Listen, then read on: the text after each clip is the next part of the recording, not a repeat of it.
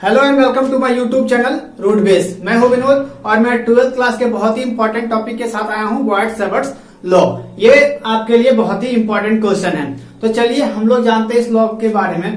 तो कोई भी आपके पास वायर है, उस वायर में क्या होगा, जब हम लोग करंट फॉलो करवाएंगे तो उसके चारों तरफ क्या होगा, मैग्नेटिक फील्ड जनरेट होगा। जैसे कि ये मान लीजिए वो एक वायर है, इस वायर में क्या हुआ, हम लोगों ने करंट फॉलो कराया तो इसके चारों तरफ क्या होगा, मैग्नेटिक फील्ड जनरेट होगा। तो इस मैग्नेटिक फील्ड जनरेट होने के कारण इसका टोटल मैग्नीट्यूड कितना होगा, ये हम लोग इस लॉ में हम लोग फाइंड करते हैं।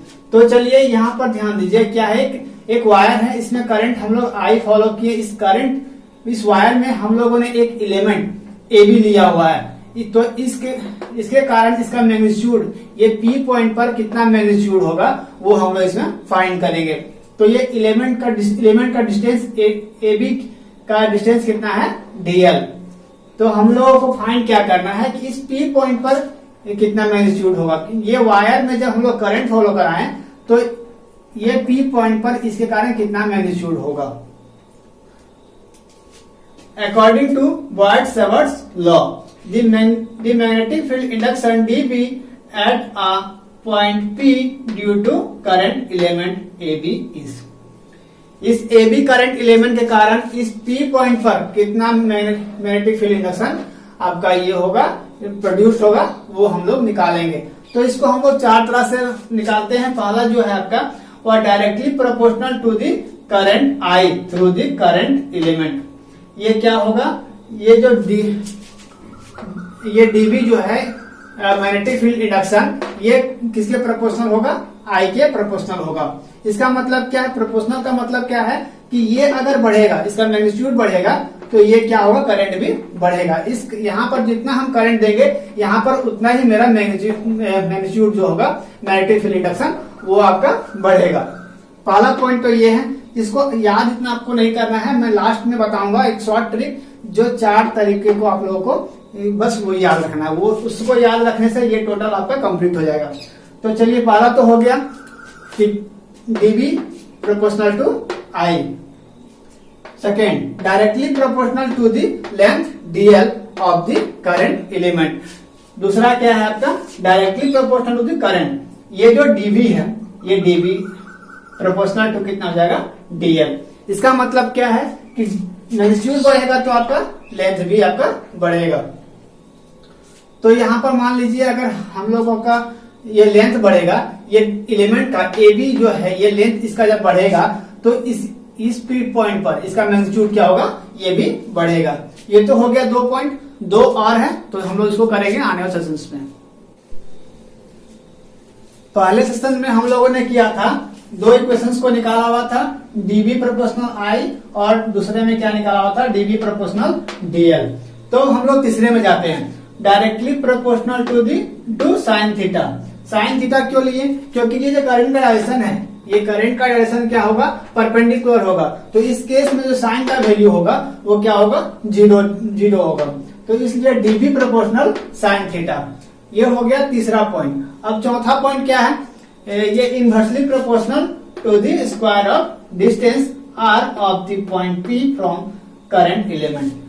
इस करंट एलिमेंट से इसका डिस्टेंस जो कितना है, आर है, तो ये क्या होगा, इनवर्सली प्रोपोर्शनल होगा। ये इनवर्सली प्रोपोर्शनल, इस वेक्टर का साइन यहाँ पे वेक्टर का साइन लगा देना है। तो ये क्या होगा, डीबी इनवर्सली प्रोपोर्शनल 1/r²। ये r क्या है, ये इसका क्या है, लेंथ है। कहां से, करंट एलिमेंट से। ये करंट एलिमेंट से पी पॉइंट का डिस्टेंस r है। तो इसका मतलब क्या है कि डिस्टेंस जैसे बढ़ेगा उसका मैग्नीट्यूड भी क्या होगा, घटेगा। डिस्टेंस बढ़ने से उसका मैग्नीट्यूड घटेगा। तो ये हो गया तीसरा पॉइंट, और ये चौथा पॉइंट, ये हो गया कंप्लीट आपका। अब हम लोग क्या करेंगे कि इस सारे को, जितना हमारा 2 पॉइंट पहले मैंने लाया था, अब 2 इक्वेशंस बाद में, तो कंबाइनिंग ऑल रिलेशंस, सभी को हम लोग क्या करेंगे, कंबाइन करेंगे। जब कंबाइन करेंगे तो हमारा कितना आएगा, डीबी, सब में वेक्टर का साइन छूटा हुआ है, आप लोग यहाँ वेक्टर का साइन लगा दोगे इसमें, क्योंकि ये वेक्टर क्वांटिटी है। तो डीबी मैग्नीट्यूड क्या है, वेक्टर क्वांटिटी हो गया। तो डीवी प्रोपोर्शनल डीवी सबको कंबाइन करेंगे तो dv proportional to I d l sine theta by r square. ये कहां से आया? ये दो इक्वेशंस हम लोगों ने पहले किया हुआ था, अभी जो हम लोगों ने किया ये दो इक्वेशन। तो ये तो आई मैंने फर्स्ट इक्वेशन से निकाला हुआ था, सेकंड से डीएल और तीसरे में साइन थीटा और बाय आर स्क्वायर। इस सभी को हम लोगों ने क्या किया? कंबाइन कर दिया। अब हम लोगों को पता है कि जब भी हम लोग प्रोपोर्शनल टू के साइन को हटाते हैं तो हम लोग एक कांस्टेंट यूज करते हैं के। अधिकतर कांस्टेंट हम लोग के ही यूज करते हैं। तो हम लोग इस जगह पर क्या कर दिए कि प्रोपोर्शनल टू के साइन को हटा करके DV equal to k I d l sine theta by r square, ये हो गया आपका बॉयड-सैवर्ट्स लॉ। इसको हम लोग अभी सीजीएस सिस्टम में भी निकालेंगे, इसके बाद भी आगे करेंगे। तो मैंने बताया था कि इसको याद करने का तरीका क्या है। ये तो दो हो गया जो मैंने पहले बताया था। अभी तीसरे नंबर पर क्या होगा? डीबी प्रोपोर्शनल साइन थीटा, और चौथे में क्या होगा? DB inversely proportional 1 by r square. इतना अगर आप याद कर लेते हो तो आपको इतना रटने की जरूरत नहीं पड़ेगी। ये क्या है? पहला में क्या है? DB proportional to I, I मतलब क्या? Current. DB proportional to dl, dl इसका क्या है? ये लेंथ है। और थर्ड में डीबी प्रोपोर्शनल साइन थीटा, और चौथे में dB inversely proportional 1 by r square. अगर आप इतना याद करते हो तो आपको इतना याद करने की जरूरत नहीं है, इससे आप सिंपली इस थ्योरम को प्रूव कर सकते हो। तो चलिए अब इसका हम लोग सीजीएस सिस्टम निकालते हैं। अब हम लोग इसको सीजीएस सिस्टम में निकालेंगे। तो हमारा जो फाइनल आंसर आया हुआ था B D equal to k I d l sine theta by r square.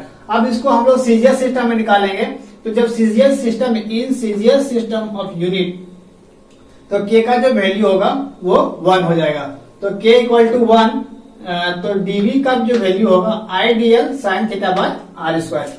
ये k का वैल्यू जब 1 हो जाएगा तो हमारा क्या होगा final answer? dv equal to I d l sine theta by r square. अब इसी को हम लोग सीजीएस सिस्टम में जब लिखेंगे in SI unit system of unit, तो जब इसको हम लोग एसआई सिस्टम में निकालेंगे तो एसआई सिस्टम में हम लोगों ने k का वैल्यू क्या पुट करना होता है? Mu naught by 4 pi, mu naught by 4 pi को हम लोग पुट करते हैं।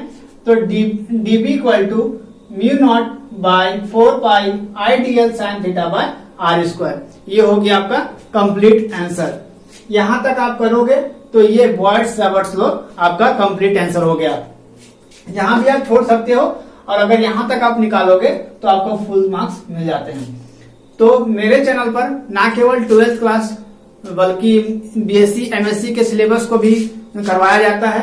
अगर मेरे चैनल पर आप लोग नए हो तो मेरे चैनल को सब्सक्राइब जरूर कर लो, और किसी भी टॉपिक में आप लोगों को अगर दिक्कत होता हो तो मुझे कमेंट जरूर करें, मैं उस पर वीडियो बना करके अपलोड कर दूंगा। तब तक के लिए धन्यवाद, थैंक यू।